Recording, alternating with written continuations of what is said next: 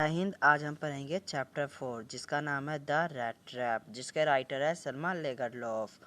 सल्मा लेगरलॉफ was a Swedish writer. जो सल्मा लेगरलॉफ है वह एक स्वीडिश लेखिका थी।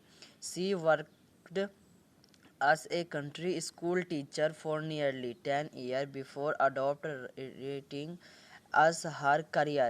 लेखन के रूप में अपना व्यवसाय शुरू करने से पहले उसने लगभग 10 साल तक एक ग्रामीण स्कूल में काम किया था। The particular focus of her stories and novel was on the legends she had learn as a child। उनकी कहानियों और उपन्यासों का विशेष केंद्र उन दंत कथाओं पर था जो बचपन में उसने सीखी थी। In 1999 she was awarded the Nobel prize for literature. 1909 में उनको साहित्य का नोबेल पुरस्कार प्रदान किया गया। She was the first woman to get this prize for literature.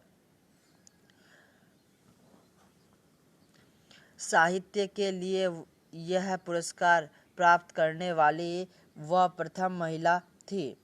The rat trap is an interesting story. जो ये रैट ट्रैप स्टोरी है वह बहुत ही रोमांचक स्टोरी है। It has been told somewhat in the manner of a fairy tale. यह कुछ कुछ परियों की कहानी के रूप में सुनाई गई है। The rat trap peddler is a poor man. जो रैट ट्रैप पैडलर है जो वो क्या है, गरीब आदमी है। He roves the some same who gives him shelter and food. वह उसी को ठगता है जो उसे आश्रय और भोजन प्रदान करता है। But he reformed by the comparison's behavior for a young girl एडला। लेकिन एक छोटी लड़की एडला का दयालुता पूर्ण व्यवहार उसे परिवर्तित कर देता है।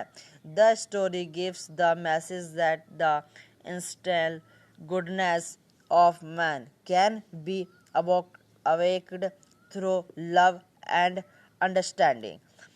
की कहानी संदेश देती है कि मनुष्य की जरूरी अच्छाई को प्यार और समझ के द्वारा जगाया जा सकता है। हम किसी को भी अगर बदलना चाहे तो उसको अपने प्यार और से हम उनको बदल सकते हैं। ठीक है, चलो हम इसका समरी रीड करते हैं।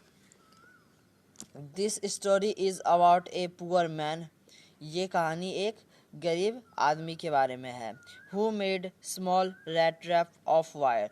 वह एक स्मॉल रैट ट्रैप सेलर करता है। He wandered from place to place selling this rat trap. वह उस चूहेदानी को एक जगह से दूसरे जगह जाके बेचता है। The rat is caused when he is attract to the bite them he tries to eat it। लेकिन वह अपना गुजारा चलाने जितना भी नहीं कमा सकता था। But he could not earn enough to make both ends meet।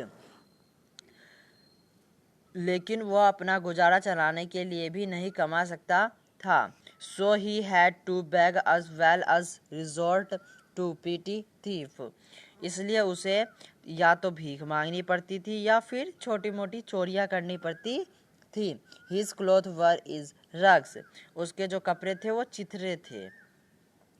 His cheeks were snakes and he had often to remain hungry। His life was sad and monotonous। उसकी गालें घसी हुई थी और उसे हमेशा भूखा रहना पड़ता था। उसका जीवन उदास था। मोनोटेशन का मतलब होता है उदास। वन डे एक दिन, वाइल सेलिंग रैट ट्रैप, वह एक दिन चूहेदानी बेचते समय, an idea struck his mind, उसके दिमाग में एक विचार आया। He thought that the whole world is also like a rat trap. उसने सोचा कि सारा संसार एक चूहेदानी के समान है। इन ए रैट ट्रैप, चूहेदानी में चूहा पकड़ा जाता है। The rat is caused when he is attract to the bite then he tries to eat it. जब वह फंसाने के समान रोटी की ओर आकर्षित होता है तो वह उसे खाने का प्रयास करता है। In the same way the world sets baits for people. इसी प्रकार से संसार लोगों के लिए फंदे लगाता है। ये फंदे हैं। He is caused like it A rat. These beds are riches, joy, shelter, food, and clothing. When a person a tempted toward these beds, he is caused like a rat. The peddler thought that life had never been kind to him.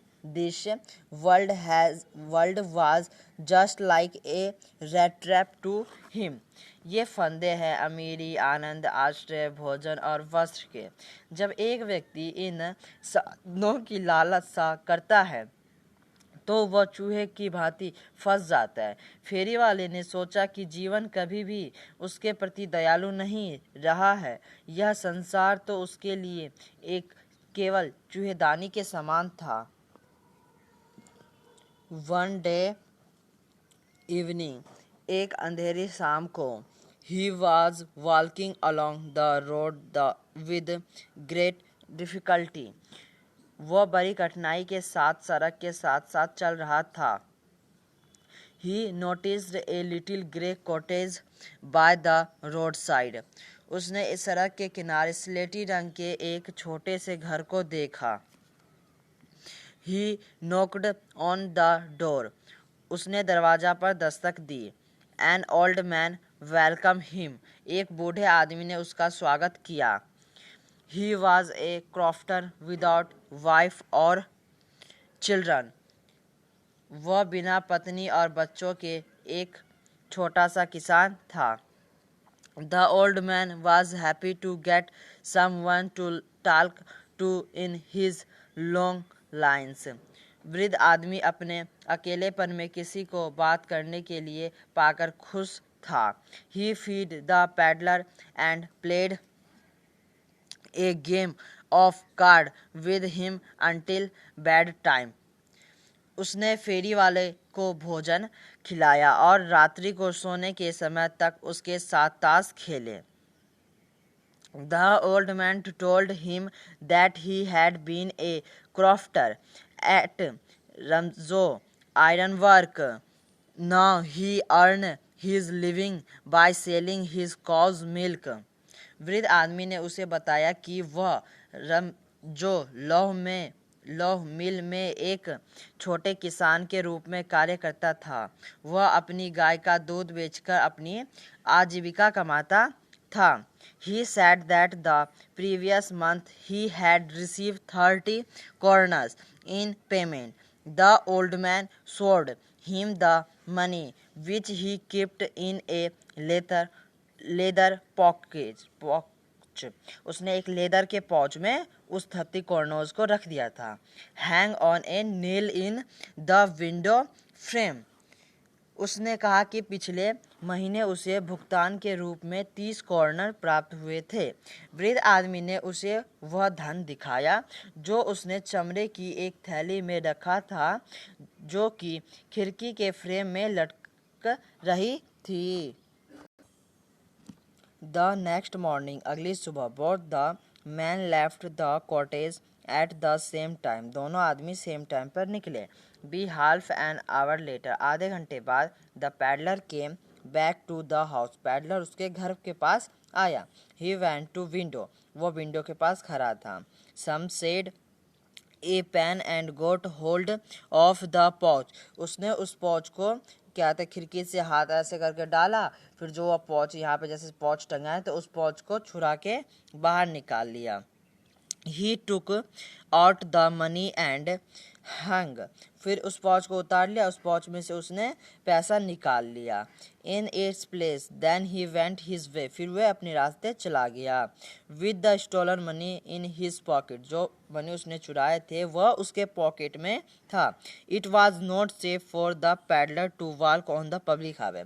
Peddler कहता कि मैं ये public highway पे चल रहा हूँ, इस पे ये सेफ नहीं है, क्या पता उसको पता चले तो वो आ जा और मुझे पकड़ ले, तो इसलिए मुझे पब्लिक हाईवे पे नहीं चलना चाहिए. He turned off the road into a forest. फिर उसने क्या मोड़ लिया. टर्न का मतलब होता है मोड़ना. फिर उसने मोड़ किस तरफ ले लिया? फॉरेस्ट यानी जंगल की तरफ उसने टर्न ले लिया. Later in the day he got into a big and confusion.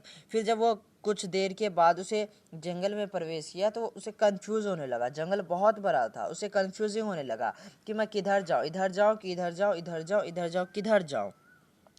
He walked without coming to the end of the forest. फिर उसमें कहीं अंत ही नहीं होता. ये इधर से जा रहा था फिर भी इधर ही आ रहा था, इधर से जा रहा था फिर भी इधर ही आ रहा था, इधर से जा रहा था तो इधर ही आ रहा था, इधर से जा रहा था इधर ही आ रहा था, इधर से जा रहा था इधर ही आ रहा था. मतलब तो इससे समझ ही नहीं आ रहा था. अगर मान लो हम कभी जंगल में खो जाते हैं तो हम कैसे देखेंगे रास्ता? या तो हम नदी के थ्रू चलेंगे. अगर हम नदी के थ्रू नहीं चले तो किसी लंबे पेड़ पे खड़े होके देखेंगे किधर से रास्ता है, मिल जाता है हमें. Now he left that the world was really a big rat trap. फिर उसने सोचा कि ये संसार बड़ा ही चूहों का पिंजरा है.